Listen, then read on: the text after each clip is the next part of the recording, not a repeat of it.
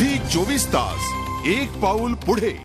चित्रपट सेनेचे नवनियुक्त अध्यक्ष आदेश बांदेकर यांच्याशी आमचे प्रतिनिधी गणेश रुपाल यांनी केलेली ही बातचीत। शिवसेना चित्रपट सेनेच्या कार्यकारिणीची घोषणा झालेली आहे। आदेश बांदेकर यांची अध्यक्षपदी निवड झालेली आहे। आपल्यासोबत बोलण्यासाठी स्वतः आदेश बांदेकर जे आपण त्याच्याशी चर्चा करूया। सर, मला सांगा, आज घोषणा झालेली आहे, काय घोषणा झाली, काय जबाबदारी कोणावर दिलेली आहे? अध्यक्ष म्हणून माझ्या नावाची घोषणा झालेली आहे।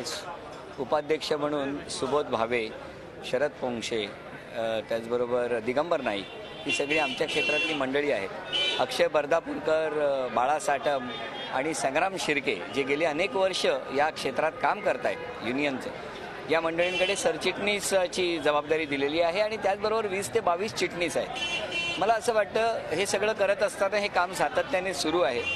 उत्तम काम या मंडळीने इतकी वर्ष केलेलं आहे। आता माझ्यावरती जबाबदारी दिली, त्यामुळे सगळ्यांना घेऊन समन्वयातून जास्तीत जास्त विषय कसे लवकर सुटतील यासाठी आलेल्या अनेक आव्हानांना सामोरं जात ती जबाबदारी 100% पेलायची आहे असं ठरवलेलं आहे। सर, पक्षात काहीतरी धुसफूस होती का? तर त्यामुळे कार्यकारिणीमध्ये काही धुसफूस होती का, त्यामुळे तुमची निवड झाली असं बोललं जातं? नाही, असं नाही आहे। मला असं वाटतं की जर नीट विचार केला तर एक पद्धतीची रिले मॅच असते, ज्याच्यामध्ये अनेकांनी मिळून ते पूर्ण करायचं असतं।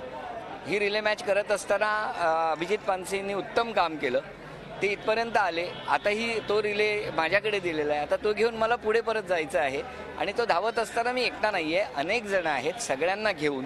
आणि इतकी छान जबाबदारी जर दिलेली असेल तर त्या जबाबदारीला 100% न्याय देणं आणि विश्वासाला तडा जाऊ न देता प्रामाणिकपणे ते काम पूर्ण करायचं, एवढंच ठरवलेलं आहे। झी 24 तास एक पाऊल पुढे।